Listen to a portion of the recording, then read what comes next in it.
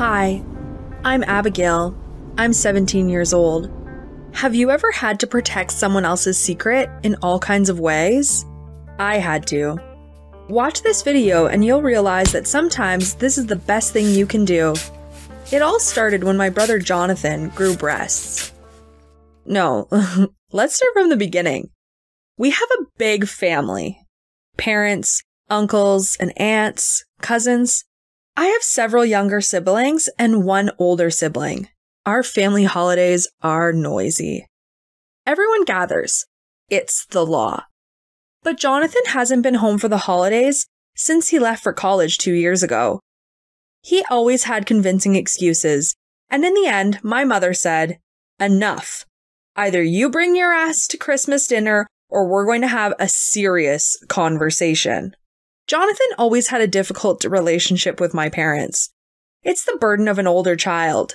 He shouldn't have done anything unusual, be impertinent, or get bad grades, because he should be an example for us. He didn't dare to argue. College changed him a lot. He grew his hair, pierced his ears, and even changed his speech. Do you know the feeling when you meet a person after a long separation and can't recognize them? To be honest, at first I was shy and didn't dare to talk to him. On the first day, I tried a conversation with him. I bragged about my progress and asked how he was doing. Jonathan answered reluctantly, confused the name of his friends, and then he laughed nervously and suggested that we talk more about me. It looked strange. 2 years ago, he talked about himself without shutting up, and I couldn't get a word in. Why so modest now? Maybe it was just a bad moment. I watched for my brother to find a better moment. It soon became apparent that he kept to himself and nervously evaded questions. And also, he was taking pills. No one noticed that because he did it quickly, hiding in a corner, but he was constantly taking something and had this look on his face. Mom and Dad talked about the horror of big cities, but is my favorite brother a drug addict? What would you do in my place? Would you tell your parents? Maybe I should have done that, but it was during the Christmas break, and I didn't want to ruin everyone's holiday. What if I'm wrong? I decided to postpone the conversation until the end of the holidays, and rightly so. I began to watch my brother carefully. I rummaged through his things, I checked his phone, and I spied on him while he was changing. I wanted to see if there were any needle marks on his hand. Instead, I saw breasts. Small breasts. The size I had in the end of middle school. But still, breasts. My brother carefully hid them under a layer of bandages and put a t-shirt on, like it was nothing. All through dinner, I didn't know how to avoid staring at my brother's chest like a junior who's just been caught up in puberty. And at night, I quickly began to look up the answer to my question on the internet. I had to go through a lot of garbage and weird porn, but in the end, I found worthwhile articles from medical journals. And I sobbed into my pillow for the rest of the night. I could barely get up for breakfast because the internet said it was a tumor and that it was probably fatal. That's why my brother doesn't answer questions. That's why he takes the pills. That's why he didn't come home. He's been fighting a terminal illness for the past 2 years, and he doesn't want to upset us. I was so ashamed. All day, I tried to be at his side. I gave him things before he asked, saved the best portion at lunch, and when my aunt was rude to him, I shouted at her so that I was sent to bed without dinner. My brother snuck into my bedroom at night. After all, he was a good brother and wanted to know what had happened. He even brought me a piece of pie. I started crying again. I hung around his neck and told him how much I love him and that he was a hero to me, and I wouldn't tell anyone his secret. But he was hiding everything from his parents for nothing. They would be happy to support him. "You're crazy," he said suddenly. "They'll kick me out of the house and won't pay for my studies." What? Throw your cancer-stricken child out on the street? Now I looked at my brother as if he was an alien. Then Jonathan sighed and said, "We need to have a serious conversation." But I had to promise that no one would know about it. And the first thing he said was, "Hi, Abigail. I'm Joan, your older sister." What? It turned out that Jonathan had felt more like a girl than a boy since high school. And when school ended and Jonathan was able to go to college, goodbye, Jonathan. Hello, Joan. Joan. Joan. I had to repeat it several times to get used to it, but then I saw my brother smiling. My sister. And I realized that the practice was worth it. Joan was lucky to get into such a college. No one is confused by her story. She is not the only trans girl on the faculty. She has a lot of friends and even a couple of fans. And with the money saved from part-time work, she has started a course of hormone therapy. That's why her breasts are growing and her voice is changing. Have you ever received such news? Maybe you or your friend came out. Tell us in the comments what the reaction was. I think I might have reacted a lot worse if I hadn't believed the day before that Jonathan might be dying. After that, the news about Joan was a relief. But I was very annoyed that Joan was hiding everything from our parents. They may not be a gift, but to kick her out of the house? We argued about it, and I laid awake for a long time until I came up with a brilliant plan. While everyone was asleep, I snuck up to the tree and left a special gift there. All I had to do was wait for them to open them. All day I was in an ecstatic mood because I was the only one who knew the most interesting secret in the house. I even hinted about a big surprise. Joan flinched nervously each time, but I was determined. At dinner, I started talking about a star that recently came out. And all of a sudden, my parents, who seemed to me strict but kind people, suddenly, categorically, said that this topic would not be discussed in their house, and that they would not tolerate such behavior from any of us. Then Dad said it was all Jonathan's bad influence, and I didn't talk about it until he came. And my mother looked at me intently and said that she hoped I didn't have any strange thoughts in my head. Otherwise, we would have a serious conversation. Joan and I met each other's eyes, and for the first time, I realized how scared she'd been. I wouldn't want to go home either. My cousin tried to smooth things over and offered to open the presents. The children ran to the tree, and then I remembered my brilliant plan. Too late. My mother handed out gifts, and then she took a pink box from under the tree that said, "From Abigail to Joan." Joan? Who is Joan? All the other relatives looked at each other in bewilderment, and Joan looked as if she was going to be sick. I was hoping that after a nice conversation over dinner, Joan would relax, my mom would find this gift and ask who it was for, and I would push it to Joan, and she would come out to the tree, and then everyone would cry and hug, but everything went wrong, and now my mother was looking at me as if I was about to be shot. And then I blurted out, it was a gift for Jonathan's girlfriend. Mom glowed. She and my father were so afraid that college would turn Jonathan into a homosexual, and he had a girlfriend. Good boy. Joan's secret was saved. When everyone left the table, I apologized to her, and then she opened her gift and found a set of cosmetics. I was going to give it to my friend, but it meant so much more to Joan. Now my sister was sure that at least one person in the family would accept her any way she was. Maybe our parents will still accept her as I do. Or maybe Joan's story will remain a secret to them. But I will support my sister, and I have already decided to go to the same college so that we will stand together. What do you think? Tell us in the comments. Like this story so that other YouTube users can see it.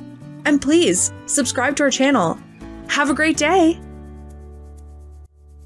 Hi, I'm Grace, and I'm 19 years old. Do your parents live together? My parents got divorced, and after that, my mom was not herself, and I didn't know how to help her. Until my classmate stepped in. Watch to the end. and find out how a peer became my stepfather. For the past year, all I've been thinking about is going to college. Everything was ready, except for one thing, my mother. A year ago, everything was fine. But after my father left for some girl barely older than me, my mom couldn't get over it. She got into her head that her life was over, that it was too late for her to change anything. And when could she be a smart, beautiful woman if she spent all her time between two jobs just so we could make ends meet? I used to get mad sometimes when I thought about how my father wiggled out, leaving us penniless. And then I dreamed that my mother would find some rich, handsome man who would make her feel loved again and save us from our financial problems. And I could go to college in peace. If only it were that simple. It all started innocently. Just at the point when it seemed that things were very bad, dinner appeared on the table, and the electricity and water bills were paid. I got more and more suspicious. Have you ever asked people questions that you don't want to hear the answers to? My mother was confused by my questions, then angry, and then she tearfully explained that she took only a little of what was saved for me for college. I was furious. I guess if my mom had said right away that I might not be going to college after her divorce, it would have been easier for me. But I had been holding on to my dream of going to college all year, and I couldn't even be angry without remorse because I felt sorry for my mom. But I felt sorry for myself too, you know. I tried not to put pressure on my mom, but her guilty look infuriated me even more, and I didn't know what would have happened to us when a windfall came along. My mother was hired, and this time not as a scrub woman. Some young entrepreneur decided that my mother's experience in his business would be just irreplaceable. The young entrepreneur turned my mother's head. All I would hear was Kevin this, Kevin that. Kevin offered me a promotion. Kevin bought me a coffee. Kevin is such a good boy. Why aren't you friends with him anymore? I swear to you, until my mother asked me directly, I didn't think it was the very Kevin. Well, you know, everyone has a classmate who's just too good for this hole. I don't know why he went to our most ordinary public school and not to some private boarding school with a tennis court. He had rich folks. I had never been friends with him. I only helped him with his homework a couple of times. And now, his folks had given him a company, just as other children are given a toy set of tools. My anger towards him was even stronger. And the shame. I'd honestly rather have my mom scrubbing the floors in a diner than fawning over my former classmate. However, just like my mother, Kevin did not give me much reason to hate him. On the contrary, he gave my mother a ride, then let her leave work early, always said hello to me. What a gentleman. And my mother gasped at his gallantry. Her eyes glittered in a mysterious way, and that was not good. I thought at first that my mother was trying to reproach me for working less and still being angry about the money she spent. Here, a strange boy was being kinder to her than her own daughter. And then, my mother mentioned inviting Kevin over to visit, to spend time all together, and I felt a jolt. My mother was not trying to shame me. My mother was trying to pair me up with him, to sell her daughter to a rich classmate, pay off her debts, pay for college. It was like the plot of a bad love story. Ugh. I get sick of a marriage based on convenience, even with the nicest guy in the world, let alone Kevin. No way. In the end, I snapped at my mother and said that if she liked Kevin so much, they should get married. This stung her. My mother blushed, and I was also ashamed. We were both exhausted, and my mom was just as worried about my college as I was, and I was snapping at her. So I suggested that we forget about all the problems and spend an evening relaxing, like going to the movies. So we did. And do you know who I saw as soon as I walked into the cinema? Right, damn rich Kevin. My eyes flashed, and I almost told my mother what I thought about her trying to match us up. But was she as surprised as I was? Was this really an accident? It turned out that my mother had talked about this movie so much that Kevin decided to go see it, and they started discussing this director's other works right in front of me. Have you ever found yourself being the third wheel when you least expected it? Kevin, who was such a gentleman, paid for our tickets and then insisted that we go to the cafe, on him of course, so that he could continue the fascinating conversation with my mother. You know, if it was just a conversation, then I would have needed to call all my exes and tell them that we had been talking. Kevin winked and complimented her. My mother was laughing and twisting a lock of hair around her finger. I was dying of shame. God, Mom, who here was 19 to be behaving like this? Can you imagine what a nightmare it is when your mother brazenly flirts with your former classmate? And imagine how I felt when he suddenly invited her to his country house. He said there was going to be a barbecue party and everything. It sounded like the beginning of a horror movie. Mom, no! Mom, yes. My mother was going out of town as if on a date. She did her hair, makeup, and dug out a dress that was frankly not for her age. How it was driving me crazy. Maybe my mother lost her mind from the stress. It kept turning over and over in my mind all the way. Of course, I couldn't let my mom go alone, and for good reason. There was no barbecue party. There was no one in the house but us and Kevin. So why did he invite my mother here, huh? I was distracted from my thoughts by the pool. I almost fell asleep in the water and didn't notice that Mom and Kevin hadn't been around for a long time. With a bad feeling, I went to find them. The last thing I expected was to see them on the terrace dancing a slow dance. They seemed so innocent and in love. I felt the hair on the back of my neck stand up. Okay, Mom experienced trauma after the divorce. These things happen. But Kevin? He was 20. What could he find in my mother? I decided that Kevin would have to explain. In the evening, I sweetly suggested to Kevin that we make dinner together so that my mother could relax. As soon as we were alone, I pinned him to the edge of the table. I remembered those 2 homework assignments and sighed romantically, saying that they were our first dates. And I have set a 3rd date for tonight in his own garden. The plan was simple. I would meet Kevin under a romantic rose bush, and if he fell for my sex appeal, I would scratch his face for doing this to my mother's feelings. And if he didn't come, well, I didn't want to think about it. I was sitting under a rose bush dressed up. I even stole some makeup from my mother.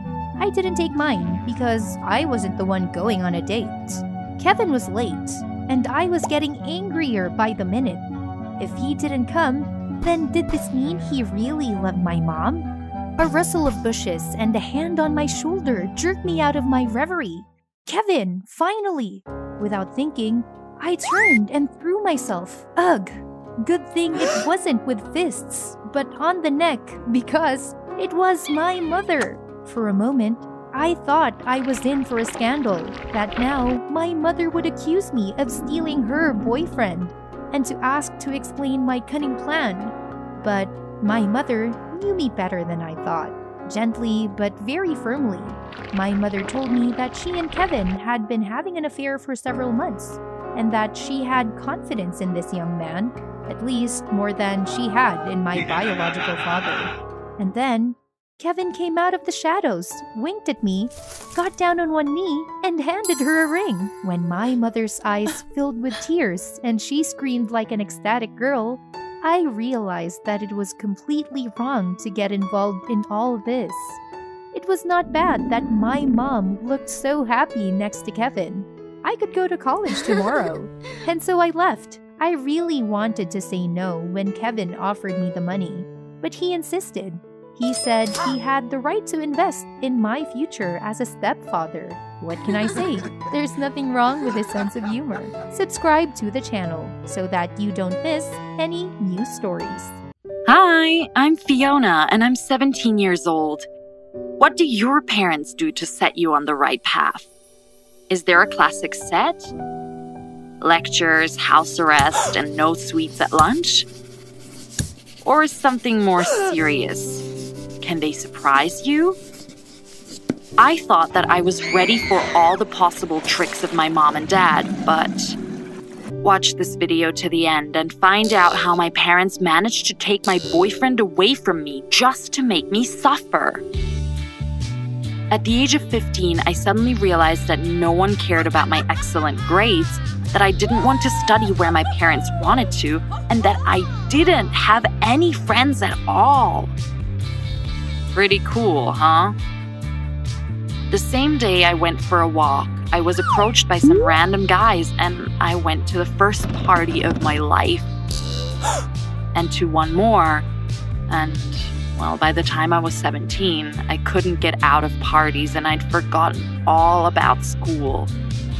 I know it's bad, but damn it, I haven't had a vacation since first grade.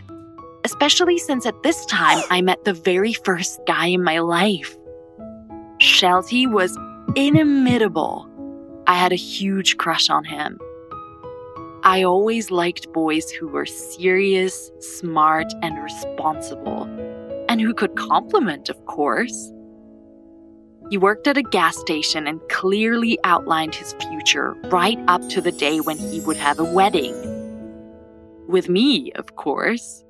I was a little confused. I wasn't going to think about such serious things, but in the end, it's just plans. Are you making plans for the future? Did any of them come true? To be honest, I don't believe in all this and prefer to live in one day.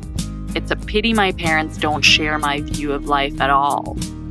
My dad and mom are bending my ear that I need to immediately turn into a straight A student again. I ignore them, of course. Youth is a one-time thing and college will not run away from me. But it's not only my parents. What if your boyfriend starts saying the same things? Shelty and I had a big fight when he blurted out that his wife should be an educated woman. I reminded him that I wasn't anyone's wife yet, word for word, and then we were breaking dishes. After yelling and slamming the door, I went to a concert in another city to relax, blow off some steam, and come to some conclusions. The concert helped me a lot. I came home safe and sound, determined to make up with Shelty, and maybe even promised to finish this year with a good grade point average.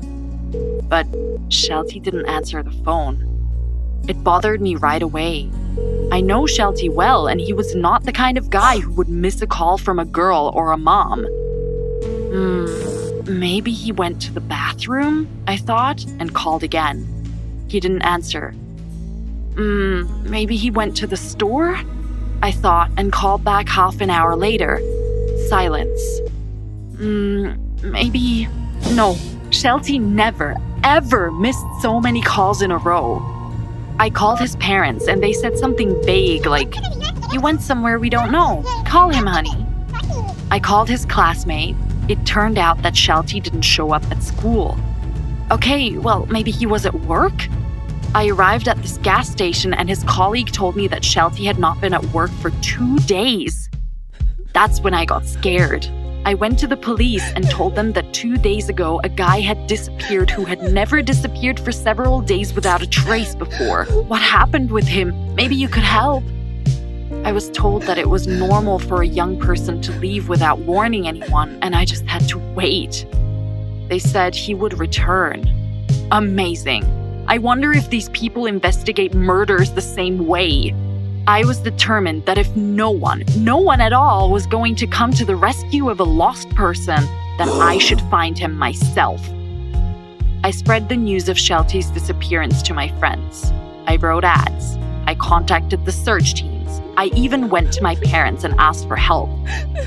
To my surprise, my parents were unexpectedly understanding of my request. Dad promised to spread the information to friends and Mom to sit on the phone and monitor the news during breaks. I burst into tears and hugged them. I was terribly scared and hurt because of Shelty's disappearance, but I was glad that my parents for once understood me and came to help. I didn't have the time or energy to study. After spending all day in the hot sun, I came home, sobbing and unable to sleep. Sometimes I heard Shelty's voice, and I followed it until I realized that I was half asleep with grief. Once I accidentally found his t-shirt among my things. I didn't know how it came to be in my possession, but I was happy that at least something of him remained as a memory. I went to bed in it, sometimes talked to it, and of course, continued to sob, which made it wet through. Have you ever lost someone close to you? I hope not. But if so, you know what a terrible, unbearable pain it is. And I would do anything to stop it. So when I had hope, I didn't think about stupid things like my own safety. I often showed up at the gas station because it was the last place where Shelty was seen, and I asked every customer if they knew such a boy. And one day, a trucker recognized his photo. He said that he drove the guy to a certain place on the highway and could show me the way. I immediately agreed, and he put me in the cab of a truck and drove me toward the highway. But the further I went, the more terrified I became. It was already dark. We left the city and did not stop. I asked him to let me out for 5 minutes to go to the bathroom. He listened to me. I reached the nearest bushes and wanted to run from there, but I couldn't. The driver discovered my plan and grabbed my arm, pulling me out of the bushes like a carrot from a garden. I was kicking, but I couldn't move him. I couldn't even find the words, just screamed on one note. Fortunately, a passing driver answered my scream. He stopped and startled the freak. But I was shaking and crying, and I couldn't talk, so the guy put me in the car and drove me home. Rob insisted on telling my parents everything. The story excited him, and he was ready to go to the police. I didn't care about anything. I just thought that this thread didn't lead anywhere, and I might never see Shelty again. Mom was in a shock and immediately dragged Rob into the house. I went to the garage. There was a room for my father to spend his days fixing the car, and I used to love hiding in it when I was a kid. As I got older, this habit had disappeared, but now I felt an urgent need to be alone. I went inside and yelled at the top of my voice. There, sitting on an old couch next to the refrigerator, was Shelty. He stared grimly straight ahead and was not happy at all to see me. I was confused. My head was empty. Was Shelty here? What was he doing here? My parents kidnapped him? How?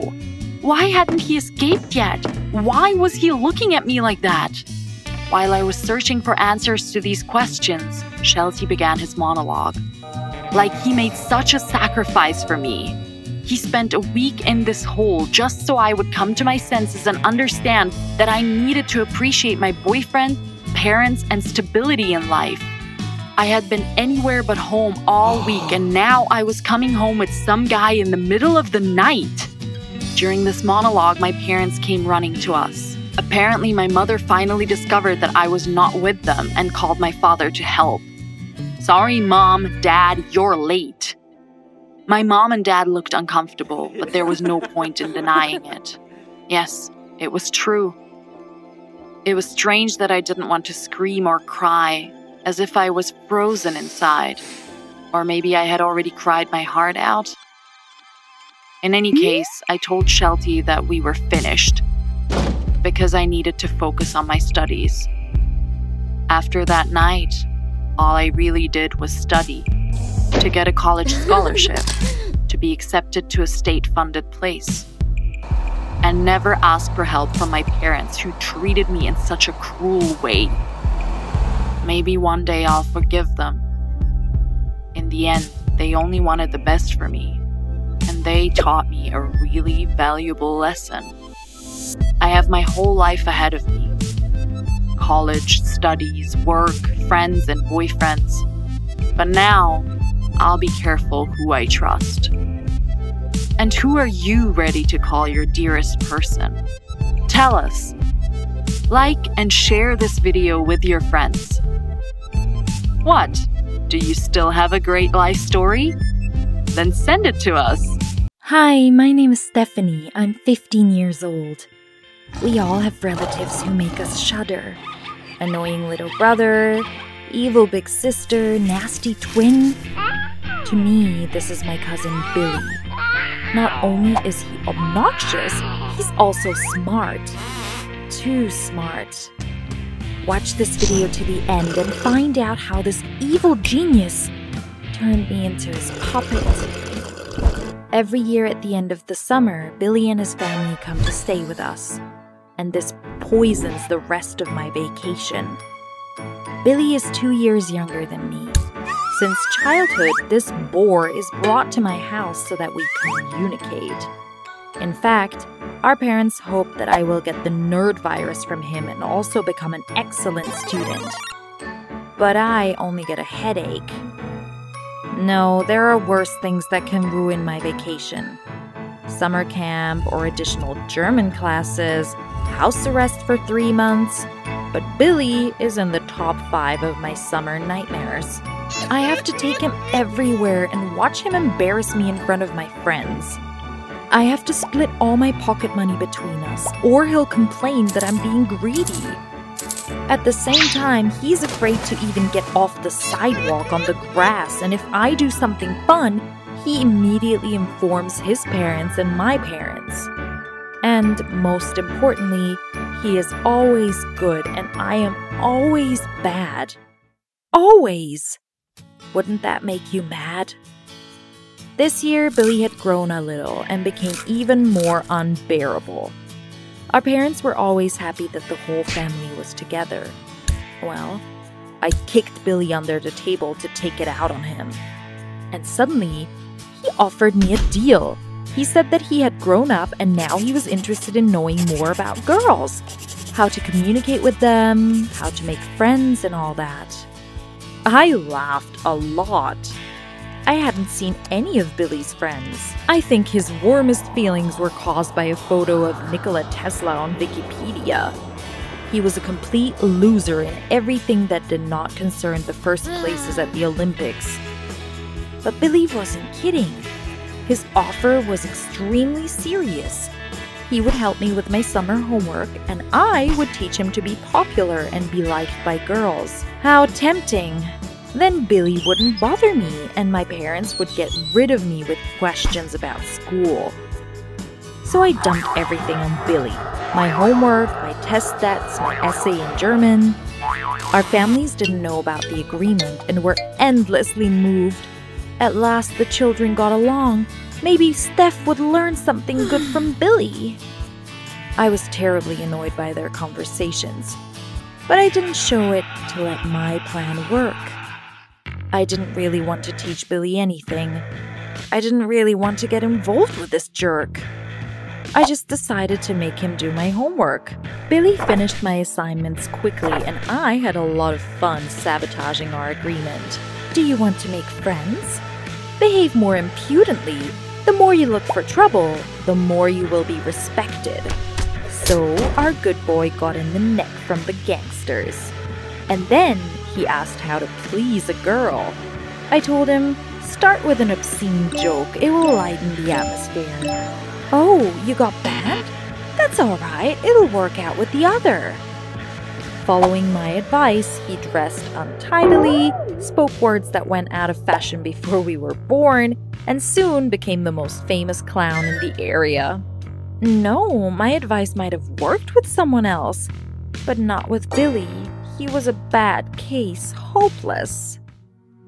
I was having a great time, having fun all day, and then I would come home and Billy would show me the finished work for the day. I admired how well I had turned it all to my advantage, and a couple of days before the end of the vacation, I couldn't stand it and told Billy that he was a total sucker and that I had screwed him. I wanted to enjoy his reaction, but he was extremely calm, even glad. Not good, ominously glad. Then he spoke. It turned out that he guessed that I was not helping him. That's why all my assignments, retakes, tests, and other things had errors. They could be fixed quickly, but he knew I would never find them. And if I wanted to pass the right completed papers in September, I would do what he, Billy, said. I was just in shock at this turn. I never expected this. Damn, Billy was smarter than me. Billy said bye to me, and the car with him and his family drove off to the other side of the town, to his home. And I was left alone with my own failure. I spent the rest of the afternoon hanging around the house, waiting for the worst. What would Billy demand in return? My pocket money? But Billy's plan was different. Billy decided that the only thing that made a boy cool was a cool girl.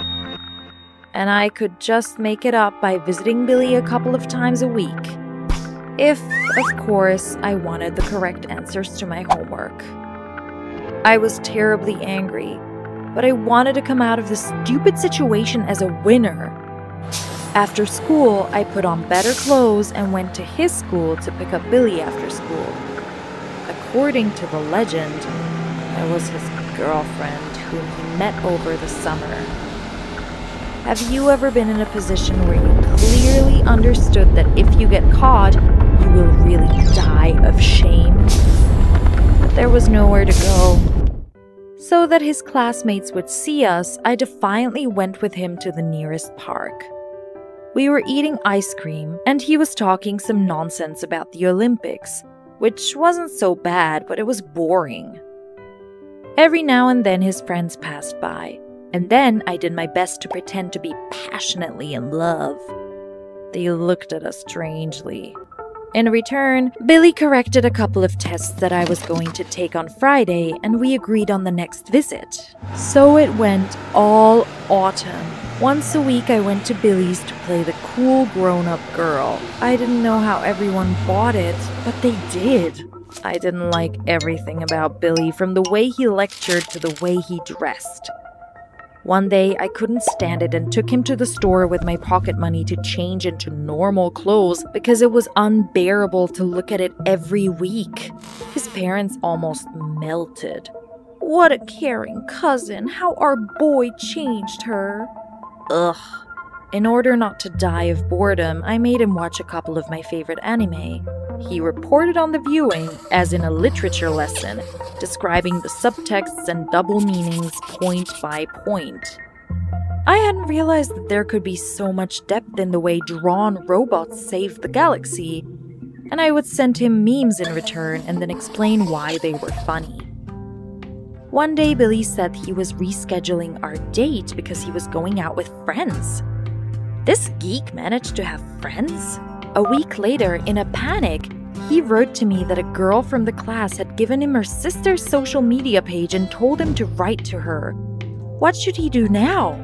I told him to change his profile picture to a less ugly one first. I had to go and help this weakling take a selfie. At the same time, I combed his hair and showed him how to use hair gel. It was late September when Billy called me to tell me something important. I was very tense. Homework was almost over. Was he going to blackmail me with something else? I was already dancing to his tune. But Billy suddenly gave me all the remaining answers. And he said that I was a real friend and I had helped him a lot. I was all over his thank you and didn't understand what had happened. I sort of handled my part of the deal? Turned this loser into a human being? To be honest, I thought a lot on the way back home. I had my homework ready, and I kind of got along with Billy. And it all sort of worked out through blackmail. But this was wrong. Did that happen? By all the laws of the genre, we should have been found out and we would have learned our lesson. I ignored all messages from Billy for another week and thought about life. Then I offered him a new assignment. It's a shame to even think about it, but I asked him to help me improve my studies. Only secretly from our parents. Otherwise, I would definitely die when they chorused, "Well, finally you get along." Well, we don't have to study, do we? The robot anime is over. I will show this nerd the wonderful world of computer games. I need to assert myself against him somehow. He's still learning better. Put a like, write what topics you are interested in, and we will tell you more stories about them. The train is departing from the first platform. Hurry up! We have to. Mom's there! We have to make it to her! Damn. Mother! Come on, a little more. We can stop! We've missed it! This can't be happening. Mom, it's your fault. And now I have to stay with you? Why did I hate him? Because he took my mother.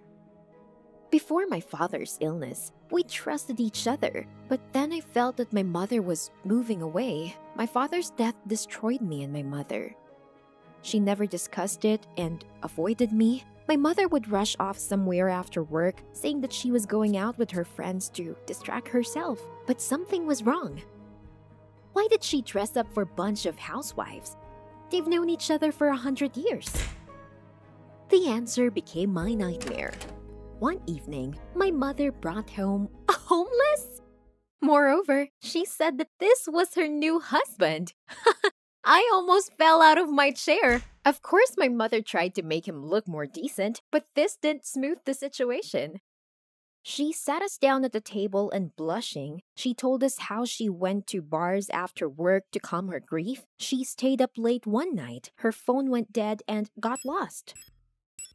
Some guys were disturbing her and then Ray appeared. He dispersed all of them and helped Mom to call a taxi. After that, they quickly became close. Became close? What was she thinking? Not even 6 months passed after Dad's death.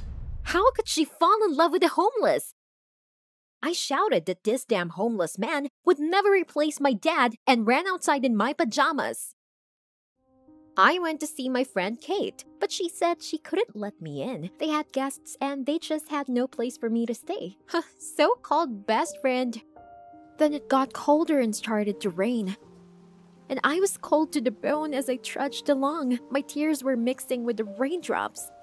So I got to the train station. I came inside. It was blowing hard, and many people suspiciously stared at my home outfit. By midnight, I was feeling very uncomfortable, and the thought of hot cocoa was driving me crazy. I came back home, but assured them both that it would not be for long. My mother pretended that nothing had happened, and the homeless, I won't ever call him Ray, was annoying me with his fawning. He made a lousy breakfast the next morning and tried to talk about school with me, and then he gave me a disgusting bag, saying it's a fashionable dress. I told him that it was more of his style, and that he had to stop stealing money from Mom for trash. Then my mother freaked out and said that she had had enough. We were all going to the vacation by the sea. She had already bought tickets. Brilliant. That's the only thing we needed. I thought about running away again, but I was worried about my mother. I didn't want to hurt her. She didn't look very well. We still went on a vacation and I decided to ignore the homeless so as not to lead to a scandal. Then my mother started talking about all wonderful events that we can visit there. I immediately replied that I wasn't interested in all that. I was going to read on the beach. The homeless man intervened and suggested that I could go with them to please my mother. Why on earth would he point me out? In the end, we started bickering. Mom jumped up to separate us when suddenly she collapsed on the floor. She was holding her heart and looking deathly pale. No! The train stopped and the homeless man rushed to find a pharmacy. But my mother came to her senses, although she was weak. She told me that the homeless had forgotten the money, so I put bills on my hand and ran to him. We bought some medicine, but the train, well, you already know. All our belongings left with my sick mother, even my phone. This jerk, not surprisingly, did have one. It was all because of him again. Couldn't he take the wallet right away? What would happen to Mom then? The station master said that it was closing and we had to leave, adding, "Ask all of your questions tomorrow." I couldn't even make a phone call, so I had to find a phone on the highway. There wasn't a soul on the road. We tried to stop a car for hours, but no one would stop. Sure, I wouldn't trust such a suspicious character either. The homeless man blamed it on the fact that it was late and the station was remote. Well, yeah, of course. But we still were lucky enough to find a phone booth. My stepfather scraped the last change out of his pockets and called my mother. She wasn't available. That only increased my panic.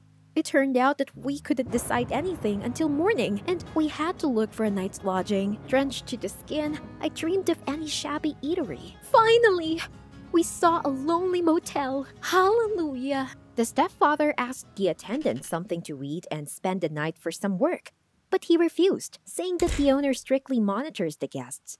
Damn diplomat! He told me to wait inside, and then he went to the beggar at the entrance to find out about housing. God, I wanted to know something about my mother. What if she was lying there in the compartment, unconscious? The admin behaved more kindly with me. His refusal was clearly associated with dislike for the homeless. We agreed on this, and I even replied to his questions that he was just a random traveling companion. Then the attendant hinted that I could personally arrange a night's lodging if I act nice with him. Well, someone clearly overestimated his attractiveness. I was trying to figure out how to trick him, but my stepfather stormed into the motel, furious. The admin got hit in the face and we left, with no food, no shelter. Well, thank you so much. The homeless man said that we can spend the night at the abandoned post office. It was clear that the beggar he met used to hang out there. Real ruins with rotted roof. There wasn't much room to sleep. But I wouldn't have slept a wink anyway. Thinking about my sick mother made me feel feverish. Instead of a normal dinner, he offered me expired garbage from the motel dump. It looked edible, but this loser couldn't even build a fire to cook it. I was very angry. If he hadn't intervened in the conversation, I probably would have been able to sort everything out with the admin. All of a sudden, a few high-strung guys came to our wigwam, and they obviously didn't come to save us. It turned out that we were ratted out by a beggar who worked for the motel's owner. It smelled like a postal massacre, but my stepfather managed to dump the boxes on the gang at the last moment, and we scurried back to the road. By dawn, we were back at the station. What else could we do? My stepfather told me that we were behind the train. Without documents, nobody could help us with tickets. But they let us call. With shaking hands, I dialed my mother's number again, and I was answered. An unfamiliar voice said that my mother was in the hospital 100 miles away. After that, the connection was interrupted. Apparently, her phone was dead. Oh God, Mom, we had to find a car right away. We ran to the highway. It was busy in the morning, and my stepfather was able to catch a truck. Fortunately, the driver offered to give us a lift to the city, but it was too early to be happy. I could smell alcohol in the car. We passed a voting homeless man, and the driver began to complain that they have no life from these rats, sitting on the neck of honest, hard workers like him. Thank God stepfather was silent, but after the phrase scum of society, he still blurted out that it wasn't necessary to generalize. Of course, the driver immediately got angry and began to argue with him. I begged him to watch the road, but it was too late. We got off with a couple of bruises and abrasions. The driver broke his head and lay unconscious. How do we get to Mom then? I got hysterical. I shouted at the homeless man that he always spoils everything. Now we could be connected with the crash. I tried to open the door to leave, but this idiot wouldn't let me in, saying that he was responsible to my mother for me. Who even was he? He was the one who could make my mother die. I would never have gotten into this with my father, who was kind and sensitive, and the homeless man was just a pathetic parody of him. There was ringing silence, and then I realized I'd gone too far. Ray called the emergency services and cops on the driver's phone and then gave him first aid. All that happened in a few minutes. I was shocked. Where did he learn this? Stepfather grudgingly replied that he was a cop a year ago and he had to help his friends sometimes. Wow. We got out of the car and waited for the rescuers. Ray built us a fire and tried to call my mother again. To no avail. When we warmed up, he suddenly told us that he was fired for abuse of authority. He severely beat a guy who bullied a little girl, and after that, he couldn't get a job anywhere. I felt ashamed that I had judged him so superficially. Ray had been protecting me all the time, and now he was helping a man he had a right to hate. It turned out that my mother chose him for a reason. Rescuers took the driver to the hospital, and we were put in a police car. I was worried about Ray getting in trouble, but policemen just took the statements from us. The officer turned out to be a nice person, and Ray, as an ex-cop, asked him to drop us off at the clinic. Without feeling our legs, we ran to the duty station. We were told that my mother wasn't there. But how? A nurse was running past. She heard our conversation, gave us my mother's bracelet, and rushed on to the surgery. It means my mother died. I couldn't breathe. The hall swam before my eyes, and I kept clutching her bracelet as a support. Ray stood aside, not daring to touch me, but then he couldn't stand it. He started hugging me, saying that no matter what, he would take care of me, and now I was like a daughter to him. And then my mother came into the hall. I was stunned for a second, and then I threw my arms around her. Ray hugged us both, and my mother told us that she'd just checked out and come back to pick up a forgotten bracelet. She felt great. Her heart was fine. It was just about nerves and overwork. I was happy to see her healthy, and for the first time, I noticed how much Ray loved her. My mother was amazed at how we had become friends during our adventure. I didn't even notice that I started calling Ray by his first name. My mother said that we still should go on vacation together, but then Ray surprised everyone. He said that he was offered a vacancy in the police department. The officer said that they just don't have enough guys like him. Well, it turned out even better. We could rest without him.